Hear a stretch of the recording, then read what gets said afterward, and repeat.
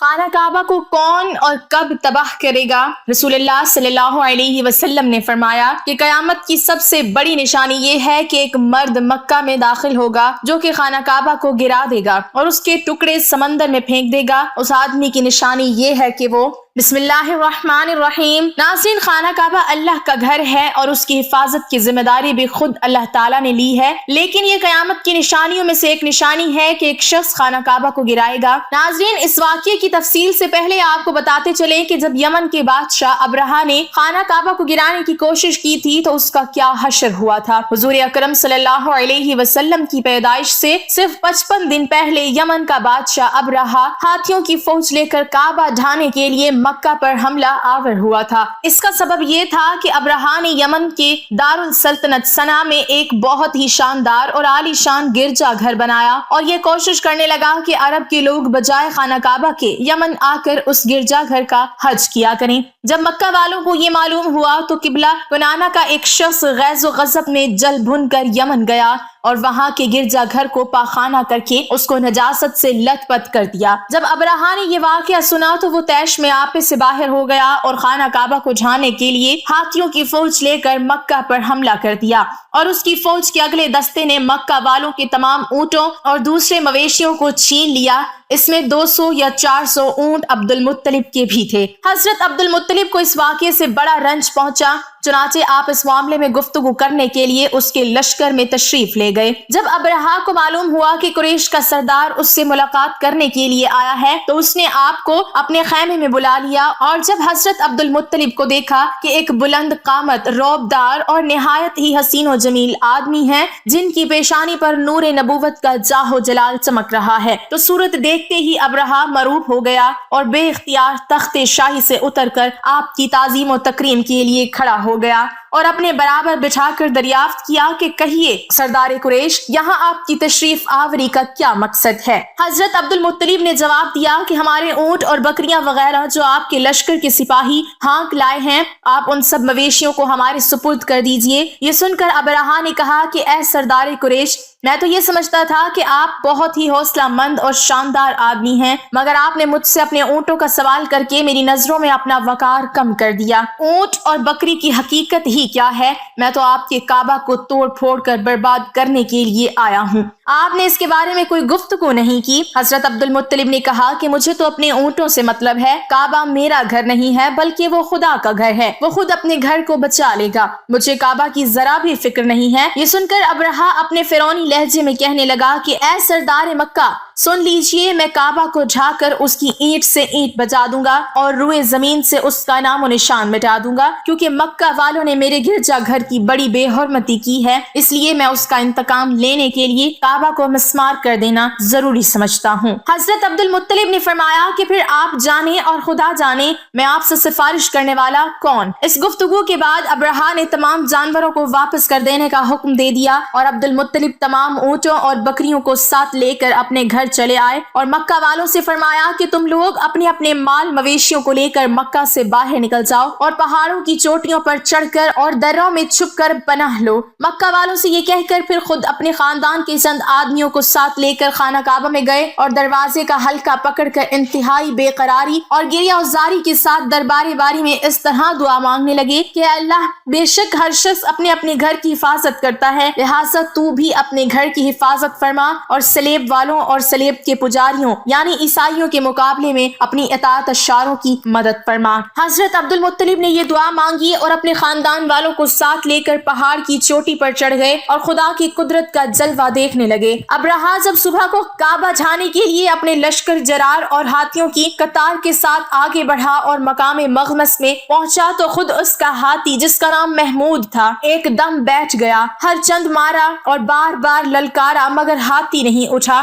اسی حال میں قہر الہی ابابیلوں کی شکل میں نمودار ہوا اور ننھے ننھے پرندے جھنڈ کے جھنڈ جن کی چونچ اور پنجوں میں 3 کنکریاں تھی سمندر کی جانب سے حرم کعبہ کی طرف آنے لگے۔ ابابیلوں کے ان لشکروں نے ابرہہ کی فوجوں پر اس زور و شور سے سنگ باری شروع کر دی کہ ان کی آن میں ابرہہ کے لشکر اور اس کے ہاتھیوں کے پرخچے اڑ گئے۔ ابابیلوں کی سنگ باری خداوند قہار و جبار کے قہر و غضب کی ایسی مار تھی کہ جب کوئی کنکری کسی فیل سوار تلوار کے سر پر پڑتی تھی تو وہ اس آدمی کے بدن کو چھیدتی ہوئی ہاتھی کے بدن سے پار ہو جاتی تھی۔ ابرہا کی فوج کا ایک آدمی بھی زندہ نہیں بچا اور سب کے سب ابرہا اور اس کے ہاتھیوں سمیت اس طرح ہلاک و برباد ہو گئے کہ ان کے جسموں کی بوٹیاں ٹکڑے ٹکڑے ہو کر زمین پر بکھر گئیں۔ چنانچہ قرآن مجید کی سورۃ فیل میں خداوند قدوس نے اس واقعے کا ذکر کرتے ہوئے ارشاد فرمایا، یعنی اے محبوب کیا آپ نے نہ دیکھا کہ آپ کے رب نے ان ہاتھی والوں کا کیا حال کر ڈالا؟ کیا ان کے داؤں کو تباہی میں نہ ڈالا اور ان پر پرندوں کی ٹکڑیاں بھیجی تاکہ انہیں کنکر کے پتھروں سے ماریں تو انہیں چبائے ہوئے بھس جیسا بنا ڈالا۔ جب ابرہا اور اس کے لشکروں کا یہ انجام ہوا تو عبد المطلب پہاڑ سے نیچے اترے اور خدا کا شکر ادا کیا۔ ان کی اس کرامت کا دور دور تک چرچا ہو گیا اور تمام اہل عرب ان کو ایک خدا رسیدہ بزرگ کی حیثیت سے قابل احترام سمجھنے لگے۔ تو ناظرین، اب آپ کو اس واقعے کے بارے میں بتاتے ہیں جو قیامت کے نزدیک پیش آئے گا اور جس کے بارے میں حضرت محمد مصطفیٰ صلی اللہ علیہ وسلم نے فرمایا تھا۔ اللہ پاک کا آپ صلی اللہ علیہ وسلم پر خاص کرم یہ ہے کہ آپ صلی اللہ علیہ وسلم کو اللہ پاک نے تمام علوم عطا فرمائے جن کا تصور ہمارا انسانی ذہن کبھی نہیں کر سکتا۔ جو بات ہمارے نبی صلی اللہ علیہ وسلم نے فرما دی وہ پوری ہو کر رہے گی۔ اللہ پاک ارشاد فرماتے ہیں، اور وہ کوئی بات اپنی خواہش سے نہیں کرتے،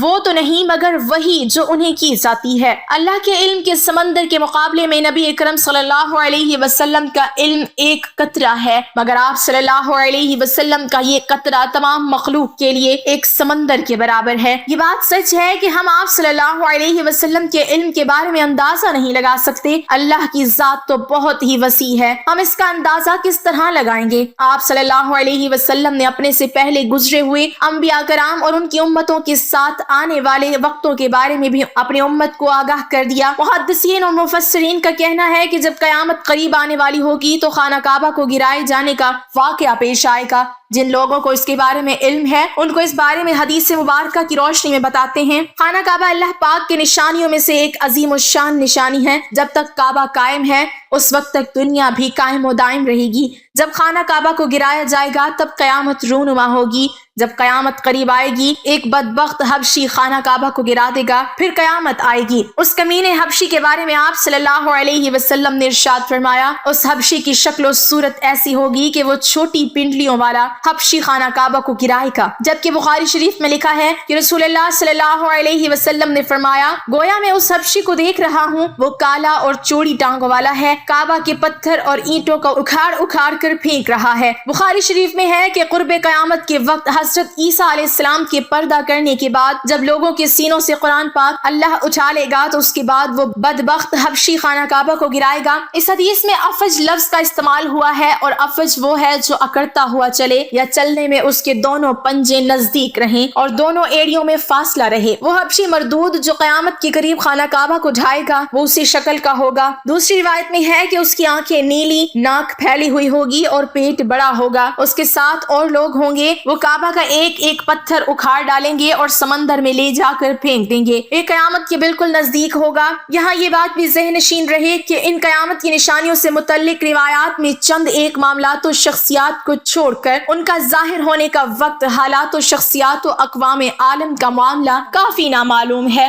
اور واضح نہیں ہے کہ اس پر کوئی حتمی رائے دی جا سکے کہ کب کون کیسے خروج کرے گا وغیرہ۔ آج کل کے سیاسی تناظر میں لوگ اور اکثر علماء کرام بھی یہ سمجھ رہے ہیں کہ بس قیامت صرف چند سالوں یا دہائیوں میں آنے والی ہے، کعبہ اور مسجد نبوی کو حبشی جنگجو تباہ کریں گے اور یہ خود زمین میں دھس جائیں گے۔ آئندہ چند سالوں میں امام مہدی اور حضرت عیسیٰ علیہ السلام کا نزول ہو جائے گا، برمودا ٹرائی اینگل سے دجال نمودار ہوگا اور فتنہ پھیلائے گا، یہودیوں، عیسائیوں اور مسلمانوں کی آپس میں جنگ ہوگی جو بس چند دن کی دوری پر ہے۔ حقیقت یہ ہے کہ یہ سب کیا صحرائیاں ہیں جو سادہ لوح عوام الناس کو محفوظ کرنے اور عمل و جہاد سے دور کرنے کے لیے کی جاتی ہیں۔ اگر گہری نگاہ سے دیکھا جائے تو بڑے بڑے فتنے تو کئی صدیاں پہلے سے ہی رونما ہونے شروع ہو گئے تھے۔ کتنے ہی لوگوں نے مہدی ہونے کا ڈرامہ رچایا، کتنی ہی دفعہ مسلمان اور یہود و نصارہ میں بڑی جنگیں ہوئیں، کتنی مرتبہ قبلہ اول فتح ہوا، کتنی مرتبہ قبلہ اول پر یہودیوں کا قبضہ رہا، کتنی مرتبہ دجال نما انسان پیدا ہوئے، لیکن ان کا ذکر قرب قیامت کے سلسلے میں نہیں ہوتا، صرف 20ویں اور 21ویں صدی کے سیاسی معاملات و واقعات کو ہی قرب قیامت سمجھ لیا جانے لگا ہے، جبکہ نبی کریم صلی اللہ علیہ وسلم کے ایک فرمان کے مطابق آپ کی وفات کے بعد کا سارا زمانہ قرب قیامت ہی ہے، چاہے کتنی صدیاں بیت جائیں۔ لہٰذا علماء کو چاہیے کہ آج کل کے سیاسی پروپیگنڈے سے متاثر ہو کر ان عوام الناس کو محفوظ کرنے کی بجائے ان نیک اعمال و جہاد فی سبیل اللہ کی ترغیب دیں۔ اللہ تعالیٰ سے دعا ہے کہ اللہ ہمیں نیک کام کرنے کی توفیق دے اور برائیوں سے دور رہنے کی ہمیں ہمت و توفیق عطا فرمائے، آمین۔